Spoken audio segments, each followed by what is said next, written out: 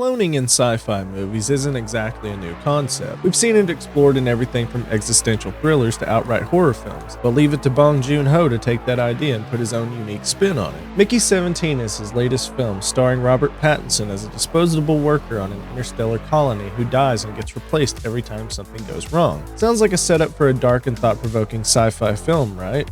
Well, kind of. Mickey 17 is an interesting mix of existential dread, satire, and quirky world building, but does it all come together? Let's talk about it.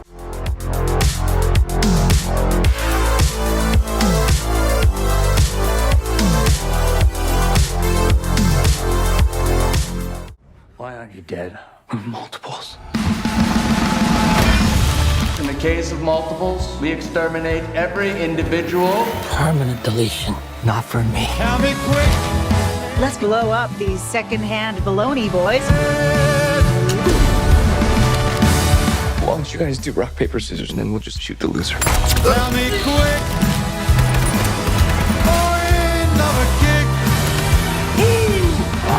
Tell me quick! Another kick in the head!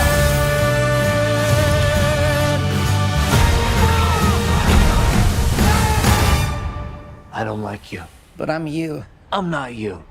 I'm gonna kill you. Tell me quick! Another kick! Before diving into the review, let's talk about Bong Joon-ho for a second. He's a director who's known for blending genres in ways that shouldn't work, but somehow do. Memories of Murder is a crime thriller with moments of dry humor. The Host is a monster movie that also feels like a family drama. Snowpiercer is a dystopian sci-fi but plays like a class war allegory. And then you have Parasite, which is, well, a perfect example of his ability to weave different tones seamlessly. Stay tuned to the channel for more on that. So going into Mickey 17, I expected a mix of genres, but I also expected something that felt fresh. And while there are a lot of cool ideas here, I can't say it reaches the heights of his best work. Mickey Barnes, played by Robert Pattinson, is an expendable on a mission to colonize the icy planet Niflheim. His job is simple: take on the most dangerous tasks, die, and be regenerated in a new body with his memories mostly intact. It's a rough existence, but one he comes to accept, until something goes wrong. After returning from a mission where he was expected to die, he learns a new regeneration has been crafted in his absence, creating a situation that should be impossible. With two versions of himself existing at once, Mickey must hide the truth from the colony's leadership, including the eccentric and authoritarian Commander Marshall, played by Mark Ruffalo, and his wife Yifa, played by Toni Collette. As he navigates the growing tension within the colony, Mickey also wrestles with his own identity, his relationship with Nasha, played by Naomi Ackie, and the looming threat posed by Niflheim's mysterious native creatures. Let's start with the biggest highlight: Robert Pattinson. He's one of my favorite actors working today, and he's fantastic here. Mickey is a character who could have come across as annoying or overly passive. Pattinson makes him likable and easy to root for. And much like Tom Hardy, Pattinson has this thing where he changes his voice for every new role. In Mickey 17, he sounds like he's channeling Steve Buscemi. There's this slightly nasally, almost weary delivery that adds to the character's personality. What's even more impressive is how he plays subtle variations of Mickey when the dual role element kicks in. Without spoiling too much, there are moments where he has to interact with a different version of himself, and Pattinson gives each one just enough nuance to make them distinct without going over the top. It's a great performance that carries a lot of the movie. Are you afraid to die? Kinda, yeah. You died plenty of times. What are you so scared of? Until now, I died and I was just born again, you know? It felt like it was me continuing on.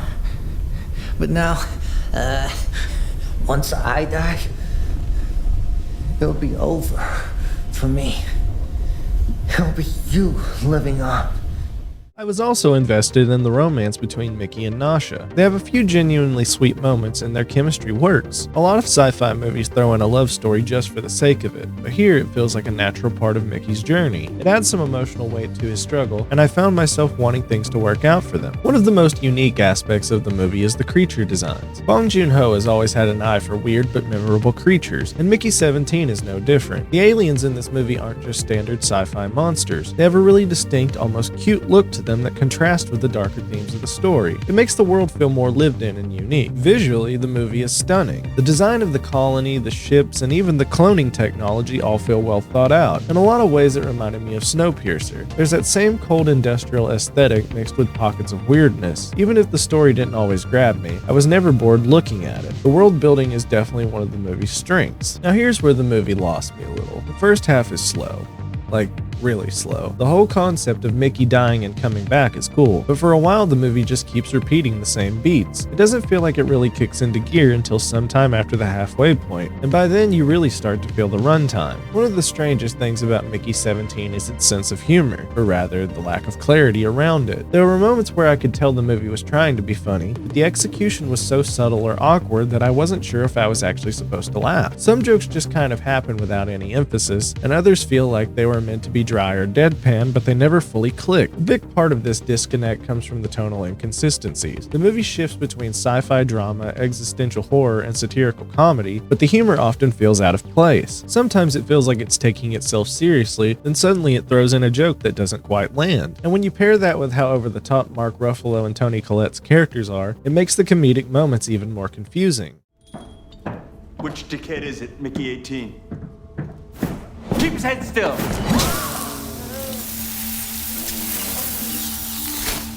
Now I can tell you two apart. Filthy multiples. Oh, yeah. That does seem fair. Oh, goodness. Burnt meat. That's nothing, honey. Wait till these two are scorched sausages in the cyclone. How are you gonna handle that stench?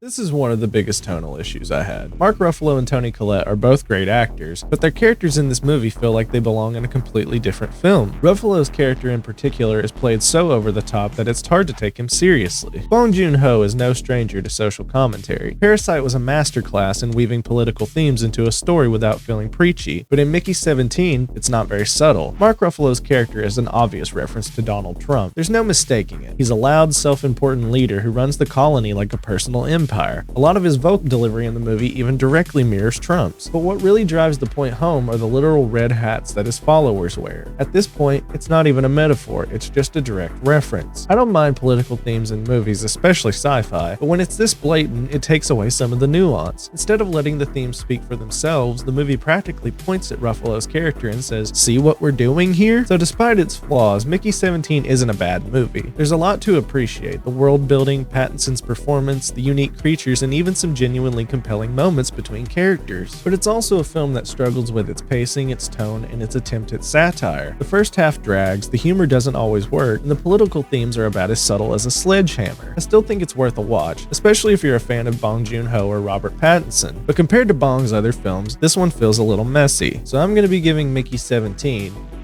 3 out of 5. But that's just my take. What did you think of the movie? Did the Trump comparisons bother you, or did they work for you? Were you more engaged with the story than I was? Let me know in the comments. And if you enjoyed this review, be sure to hit that like button, subscribe for more movie reviews, and turn on notifications so you don't miss the next one. Thanks for watching. I'll see you in the next video.